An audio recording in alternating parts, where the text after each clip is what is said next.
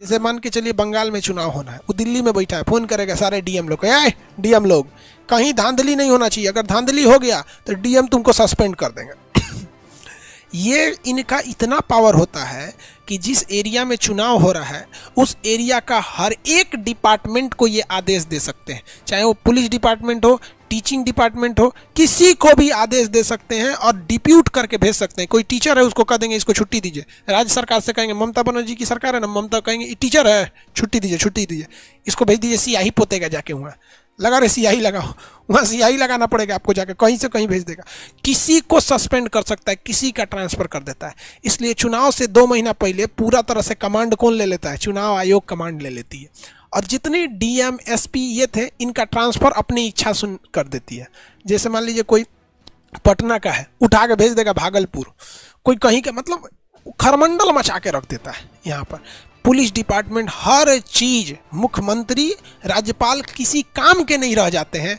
जब आचार संहिता लग जाती है तो सारा का सारा पावर कौन ले लेता है? ये चुनाव आयोग ले लेती है। और इस दौरान कोई नेता चों चाय नहीं करता है, क्योंकि नेताओं के पास से पावर खत्म, और उस समय पुलिस का डंडा दिखता है।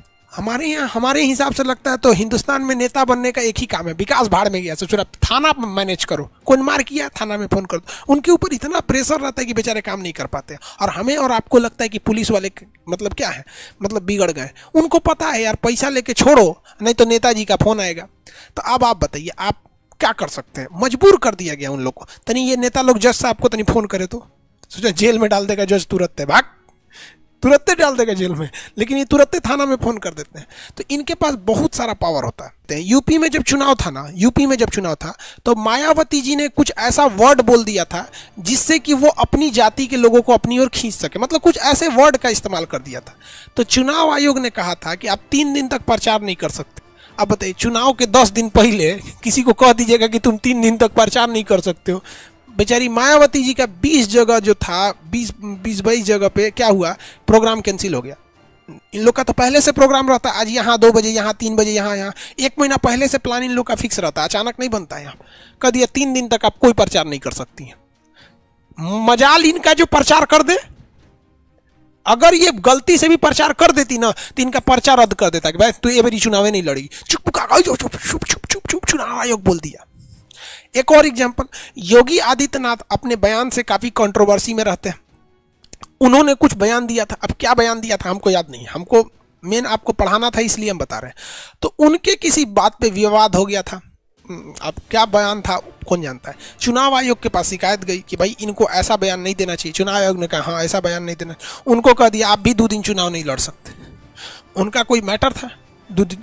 जो योगी जी जो हैं अपने बोल्ड एक्शन की वजह से जाने जाते हैं। देखते माफियाओं का घर तुड़वा देते हैं। विकास दुबे किया था तो इनकाउंटर करा दिए, सबको पता था, मतलब समझ रहे हैं ना, हाँ इनकाउंटर। लेकिन मजाल क्या 2 दिन बोल दे, एकदम भयानक इतना पावर होता है ये। अगर इसका मूड खत्म, नरेंद्र मोदी जी को कह देगा कि अब अगर मान के चलिए उल्टा सीधा भाषण दिए, सपोज कीजिए, हालांकि मोदी जी में एक चीज़ होता है कि उनका भाषण बहुत संयमित रहता है, संयमित भाषण देते हैं जब वो मंच पर भाषण देते हैं। तो कभी कभी सबसे जबान फिसल जाता है। जैसे कैसे बोल दिए थे कि बादल के पीछे जहाज छुप सकता है, नहीं छुप सकता है, वो तो रडार देख लेता है।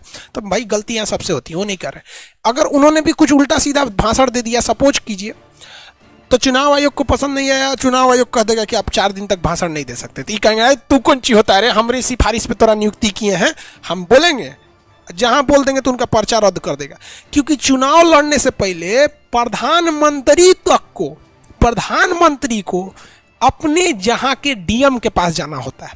सोचिए, मोदी जी भी बनारस के डीएम के पास जाते हैं, डिस्ट्रिक्ट मजिस्ट्रेट के पास, और डिस्ट्रिक्ट मजिस्ट्रेट अपनी कुर्सी पे बैठा रहता है, प्रधानमंत्री जाके उसको नमस्ते करते हैं और अपना पर्चा उसको देते हैं कि सर जी ये हमको पर्चा भरने, हमको चुनाव लड़ने दीजिए, देख लीजिए हमारा इतना संपत्ति है, हमारा इतना आयु है, हमारी योग्यता ये है, हम ये करेंगे, हमारी कोई गलती काम नहीं किया, हमारे ऊपर कोई मर्डर ऑर्डर का चार्ज नहीं, हम बहुत शरीफ आदमी हैं, ये लीजिए। तो डीएम उसको देखता है और जब साइन करता है ना, तब हमारे प्रधानमंत्री नरेंद्र मोदी जी लायक हो जाते हैं कहाँ से, बनारस से चुनाव लड़ने के लिए। लेकिन अगर ऐठ जाइएगा, रद्द कर दिया, तो पर्चा भरने का डेट 20 दिन होता है। मान लीजिए कि 19वां दिन रद्द कर दिया तो जस्ट जा काम से खत्म। इतना पावर होता है चुनाव आयोग के पास, सोच सकते हो, इतना जबरदस्त पावर।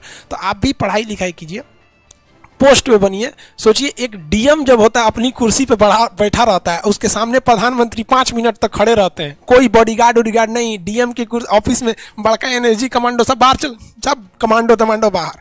वहाँ कौन बैठा है? डिस्ट्रिक्ट मजिस्ट्रेट यूपीएससी, समझ में गया, बैठा है। और वहाँ पे कोई मोदी जी का कोई गार्ड नहीं, वहाँ खुद बैठा है डिस्ट्रिक्ट मजिस्ट्रेट और जिला के मालिक के पास आए। लोग कहते हैं कि पढ़ के कोई राजा बनोगे। अरे तू नहीं, तुमको ही राजा से कम लग रहा है, मतलब हद है यार। अब राजा से कम लग रहा है कि प्रधानमंत्री 5 मिनट खड़े रहते हैं और फाइल पढ़ रहा होता है, यहाँ पे फाइल करके साइन कर दे देता है। हाँ, वो अलग बात है कि भैया प्रधानमंत्री की इज्जत तो सब लोग करते हैं, लेकिन बात यहाँ ये ईगो की नहीं है, बात ईगो की नहीं है, बात समझिएगा। आप में से कुछ लोग कहेंगे घमंड, ईगो की नहीं है। ईगो तो दिमाग से निकालिएगा, वरना डीएम तो किस डेगची का मसाला है यार। ईगो ने तो रावण को नाश कर दिया, रावण को नाश कर दिया था ईगो ने, वरना रावण के पास बताइए ना कमी किस चीज की थी? केवल घमंड ज्यादा था, बहुत ज्यादा घमंड था, हम सब कुछ कर सकते, दिक्कत हो गया, चलो छोड़ो यहाँ पे। तो ये पावर होता है डीएम के पास। तो चुनाव आयोग का सोचिए, आपको लग रहा होगा यहाँ पर कि भैया चुनाव आयोग जो है ये क्या कर लेगा, 3 गो आदमी हैं, यहाँ ये है, यहाँ ये है।